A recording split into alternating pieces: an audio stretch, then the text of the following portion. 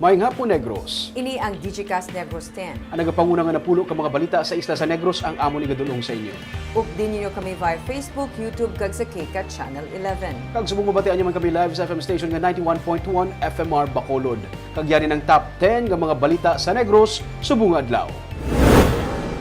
Siyam ka mga pulis sa Silay City, ginpaidalom sa 50-day suspension. May kapin sa tunga sa isa kagatus ka mga traffic enforcers nga nagkuha sang aptitude test, wala makapasar. Vice Mayor Miguel Peña, naging mayor liwat matapos mag-resign si Mayor Suatenco. Isa patay sa encounter sa Giungan City sa Negros Oriental. Kag sa good vibes, Burgos Market vendor nga ginkawatan sang itlog, nagbaton sang bulig gikan sa netizens. Kawatan sang itlog, nakilalaan na kagindala sa police station. Inatanan sa Digicast Negros 10. Sa number 10,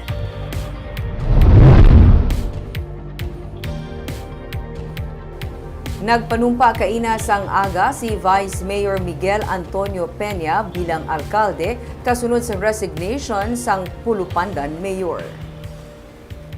Sa resignation letter sang bago nagpungko nga mayor nga si Lorenzo Eduardo Mario Antonio Suatenco kay Governor Lacson, iya ginsaad nga siya magabiya sa pwesto bangod sang health reasons nga sa iya paglantaw magaapekto sa iya nga pagpatuman sang iya nga katungdanan bilang local chief executive.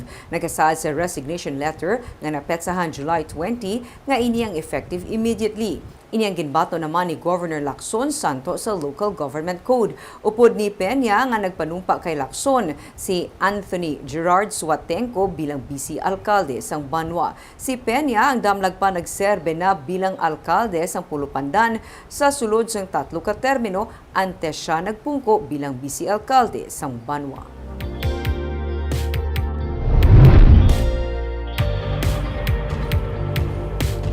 Sa number 9, Banwas ang ilog ang na-de-escalate na sa Alert Level 1 sumugod Hulyo 16, Tubtub 31. 13 na sa karon ka mga banwa ang syudad sa Negros Occidental ang napaidalom sa Alert Level 1, lakip na ang Bacolod City.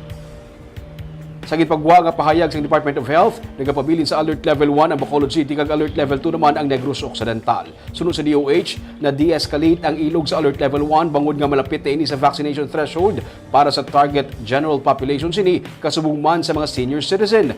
Nagapabilin sa Alert Level 1 ang La Carlota City, Ibimagalona, Pulupandan, San Enrique, Sagay, Victorias, Candoni, Cadiz, Talisay, Pontevedra kag Valladolid. Nagpapanaog sang direktiba si Presidente Ferdinand Marcos Jr. sa pagpabilin sa karon sang alert level system.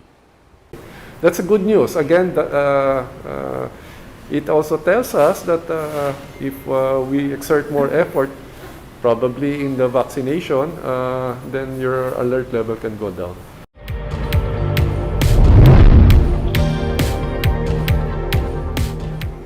Sa number 8, may masobra na sa 127,000 ka overnight tourist ang nagbisita sa Negros Occidental humalin Enero tubtob Hunyo 15 sining nga tuig.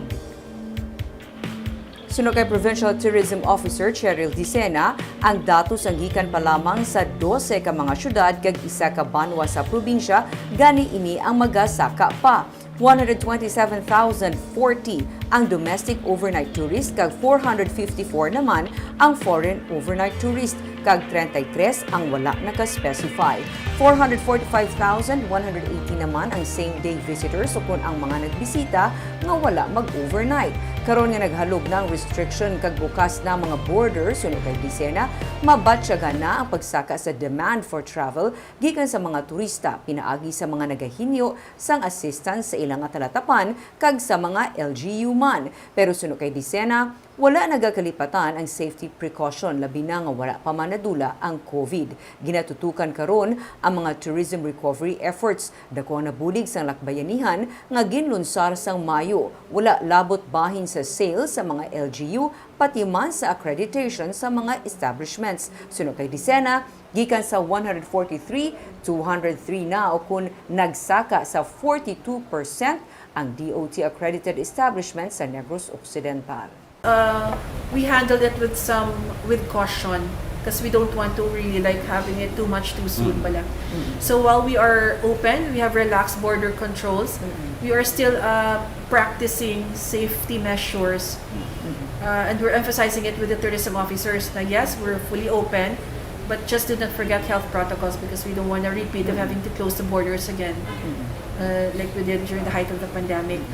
But we have a lot of emerging tourist destinations. Sa number 7,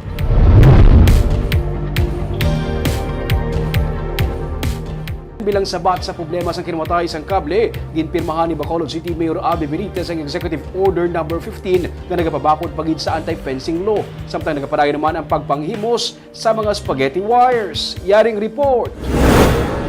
Una nga semana sang bulan sa Hunyo, natabo ang ini nga pagkawat sang kable sang internet sagwa sa isa ka balay sa City Heights Subdivision sa Bacolod City. Tunga-tunga na sang Hulyo, wala sa gihapon sang internet connection ang tagbalay bangod sang pagpangutod sang kable. Gan ibisan nga nagabayad sa bulanan nga bill, wala sa internet connection. Parayon nga nagabayad sa bill sa internet ang tagbalay, samtang nagabayad pagid sa prepaid internet, samtang nagahulat nga mabalik ang koneksyon.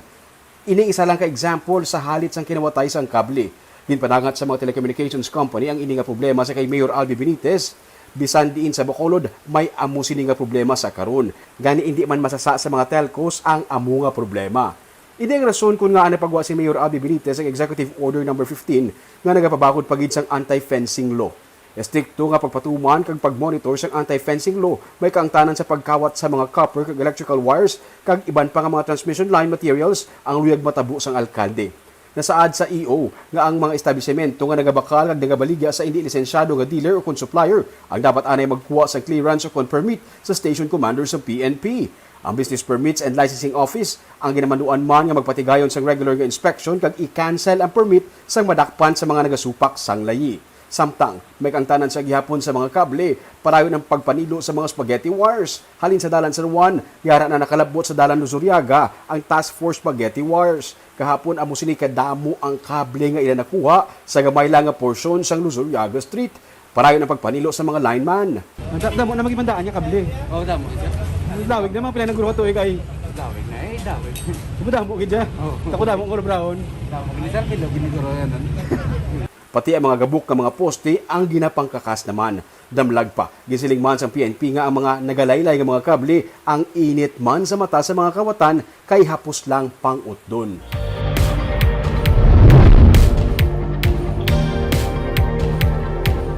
Sa number 6, katungas ang isa kagatos ka bitaw traffic personnel ang wala makapasar sa aptitude test. Humalin sa nagligad nga semana sa ginpaidalom sa aptitude test ang tanan nga traffic personnel sa Bacolod Traffic Authority Office sa masobra isa kagatos na nga nakakuha sang test katunga diri ang wala makapasar suno kay Traffic Enforcement Unit Assistant Head Major Junji Liba. Ang test ang ginpatuman makaligad sang nag-viral nga video sang pagsinabtanay sa enforcer kag driver sang jeep. Suno kay Liba nga amo ang nagaserbe temporaryo nga administrative officers ng bitaw, may 270 tanan ka mga traffic enforcer ang syudad nga liwat man nga magapaidalom sa duga nga seminar angot sa mga pagsulundan sa trapiko. Almost half pagin ang sa 4 pero subject pa natin sila naman sa re-evaluation kay may ara man nga kuan kita man gyud nga may gamay ma-consider sa lang.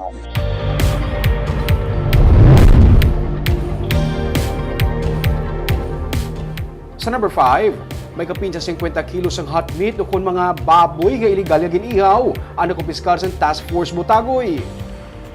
Nakumpiskar sa Task Force Butagoy ang kapin 50 kilos nga baboy nga ginakabig hot meat sa Bangga Lote, Barangay Alihis sa Bacolod sang kahapon. Ineng unang ation nga nakakumpiskar ang Task Force ang hot meat matapos ginbalasan ni Mayor Albi Benitez ang grupo. Suno kay City Veterinarian Dr. Maria Agueda Trinidad de la Torre, pamuno sa Task Force, nagapatigayon sila sa routine inspection sa ilan na labyan ang lugar kag sa ginusisa, wala naglabay sa slaughterhouse ang ginihaw nga baboy kag makabig nga iligal.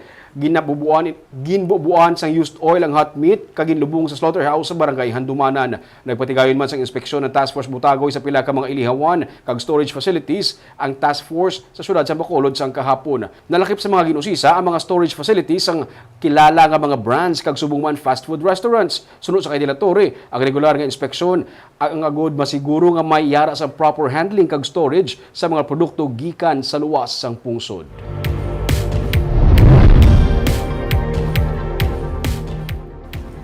Sa number 4, luyag sang gobernador nga mapad-od kung ano na nga mga tikang nga napatuman sang city kag municipal health officer sa nagkalain-laing nga Banwa kag syudad sa Negros Occidental angot sa kampanya kontra dengue.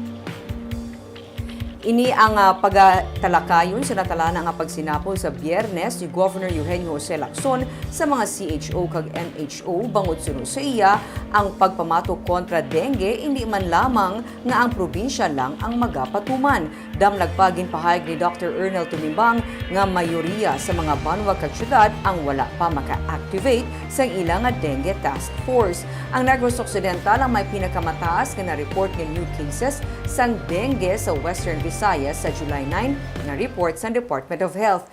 2,096 ang na-record nga dengue cases sa probinsya humalin Enero as of July 9. Nagapati ang gobernador nga kuntani nakapatuman sang mas maayo pagid nga mga tikang ang probinsya sa kampanya kontra dengue labi na nga may nagakaigo man nga pondo. Sa nagligad nga tuig, may 3.9 million pesos nga pondo ang PHO para sa larvicide kag subong naman may 2.7 million pesos suno kay Lacson.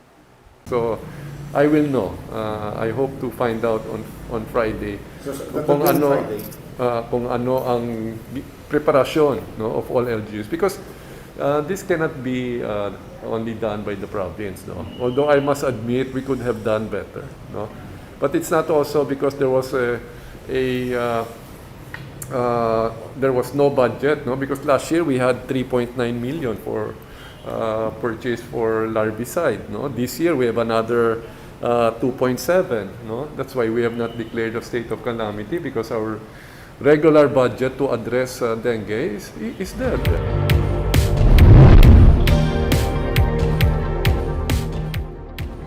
Sa number 3, isa pa tayo sa nagluntad nga encounter kay nasang aga sa tunga sang Philippine Army kag New People's Army. Patay ang isa ka ginapatihan rebelde sa enkwentro nga nagluntad sa sitio Taluktok, Barangay Sandayaw, sa Gihulngan City, Negros Oriental, pasado alas 8 kainas ang aga. Sunod sa kay Brigadier General Inocencio Pasaporte, Commanding Officer sang 3rd Brigade, 5 ka mga rebelde nga kabahin sang Central Negros Front 1 sang Communist Party of the Philippines New People's Army ang nakaenkwentro sang tropa sang 62nd Infantry Battalion nga nakabase sa Barangay Libas, Banwa sang Isabela. Isa ka wala pa makilalaan nga persona ang napatay sa enkwentro. Pahayag ni Pasaporte, nakabaton sa report ang mga militar nga may presensya sang armado nga grupo sa amo nga barangay, kagiliun man nga nagpatigayon sang tactical operations ang 62nd IB. Na-recover sa encounter site ang isa ka submachine gun nga loaded sang isa ka magazine, isa ka 357 pistol kag granada. Wala naman sang pilason sa bahin sa militar. Nagapadayon ng hot pursuit operation sang 62nd IB. Sa number 2,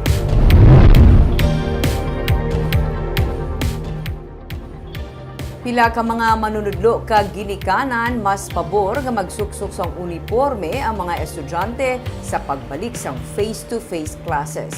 May report si Nico Delfin. Sa Lunes na magasugod ang enrollment sa mga pampubliko nga eskwelahan sa Bacolod. Halos handa naman ang tanan sa ETCS 3, ilabi na para sa natalan ang pagbalik sang face-to-face classes sa Agosto. Ang school principal nga si Vivian Kawaling, excited nga makita ang mga estudyante bisan hindi sila makasuksok sang uniforme. We are expecting some who has a uniform nga ready na, and some nga hindi pa ready, okay lang gid nga mag-school sila even without uniform. At the end of a week or a month nga hindi kay uniform ang iban, prefer gid namon nga mag-uniform. We are also making innovations so that nga with the help of the stakeholders nga maka-uniform gid ang mga bata. Ang Department of Education ang nagpagawa sang memorandum angot sa hindi pag-require sang uniforme sa mga kabataan. Nagapasalamat ang Iloy nga school nurse nga si Joy Canto bangod bisan paano makameno siya sa gasto para sa uniform sang duwa niya ka mga anak sa grade 8 ka grade 3. Ay, bakal ka pa sapatos. Tapos kung sa akon, pabudlay, giduwa akong bata, kabilog. Duwagin silang balaklan. Kung hindi lang man na pwede, nga isa lang kayo uniform, kay ubala pa na karon. Ang Iloy naman nga si April Kabanban mas tuyag kuntani nga uniform ang suksukon sa ianak agod hindi man siya maayawan panglaba kag palibog sa sulok-sukon nga civilian clothes sa iya bata. Daw ka ano bro kung mag-uniform daw ka tinlog sila tulokon kag nang ano bala nang hindi kami bala ayawan bala magpa-civilian bala at least ang uniform dasig mamala. Kaina, nagpanagtag naman sang kopya sang resolusyon sa mga eskwelahan ng Konseho sang Bacolod para sa naaprubahan nga pagpatuman sang face-to-face classes sa madason nga bulan. Nico Delfin para sa DigiCast Negros. Kag sa numero 1 sa mga balita, subong nga adlaw.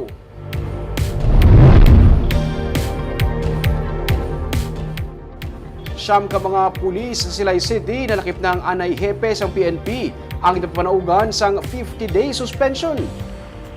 8 tanan ka mga police non-commissioned officers sa Silay City PNP ang suspended sa sulod sang 50 ka adlaw. Sulod sa kay Police Lieutenant Colonel Arnel Solis, isa man ka anay opisyal nga na-transfer na sa Bacolod City Police Office ang nadala sa napapanaugan sa suspension order sa National Police Commission 2019. Sa ginpasakaan sila sa administrative case nga grave misconduct angot sa pag-raid sa isa ka bilyaran sa syudad. Tubtob nga nagwa ang mando halin sa National Police Commission nga nagapaidalom sa ila sa suspension halin Hulyo 16 tubtob Setyembre 3. Ang 8 ka mga PNCO ang na-relieved na ang era sa Regional Personnel Holding and Accounting Unit. Sunod sa kaya, Negros Occidental Police PNP OIC spokesperson, Police Lieutenant Jude Catalogo, may gintalana na nga 8 ka mga PNCO ang NOCPO para magtalos sa mga nasuspend nga mga pulis. This is the penalty imposed. It's up to them to either to appeal or not.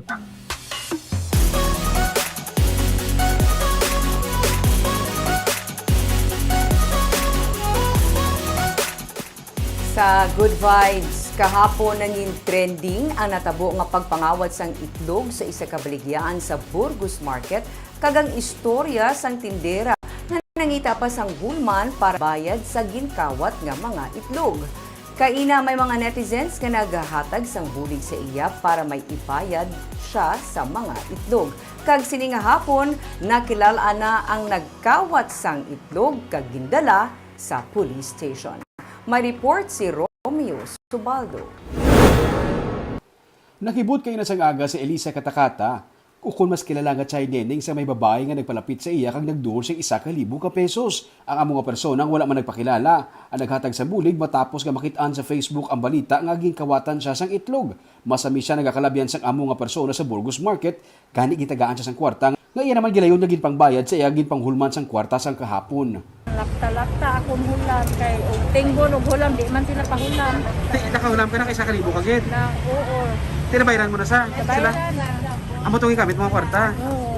May netizen man nga nakabase sa Estados Unidos nga nakakita sang balita parte sa natabo sa iya kay nakig-angot sa DigiCast Negros. Nag-ayo siya nga tagaan si China Neneng sang 1,500 pesos kay iya lang bayaran. May nagkontak sa akong gabi.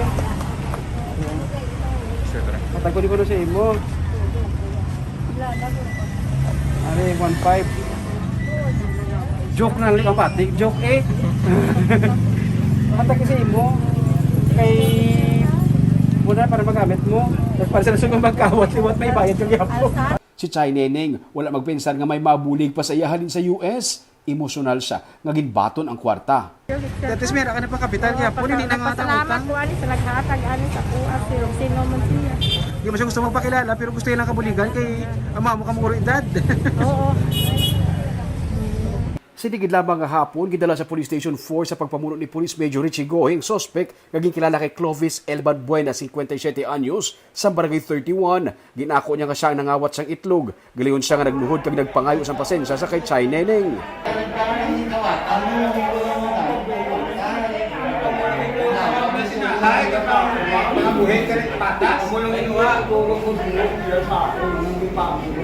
Sunod sa iya, ginsugot ang sa mga awat. Wala niya man gitsabat kung ginano niya ang itlog. Ay ginako mo ikaw magito managwa.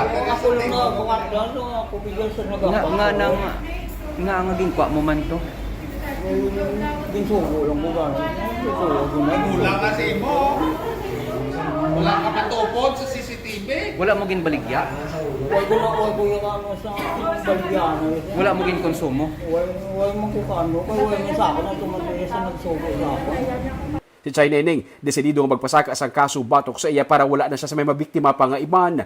Wala man niya mabawi ang mga itlog pero nalipay si Chay Neneng nga may nagbulig sa iya nga mga netizen kag tigayon nga nakilala kag nadala sa police station ang suspetsado.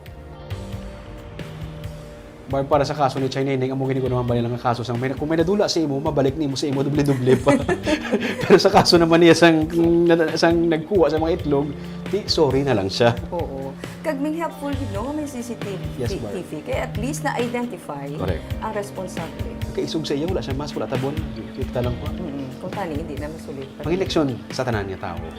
Kakabay ito mga balita sa Negros, subong nga adlaw. Kay man sa panahon karon importante nga may ihibalo ka sa nagakatabo sa imo nga palibot. Pero dapat balanse kag eksakto ang mga impormasyon. Parahan kami nga magapangalagad sang Negrosanon. Ako si Barbara Mijares. Tubtub sa buwas, ako naman si Romeo Subaldo, mayong hapon.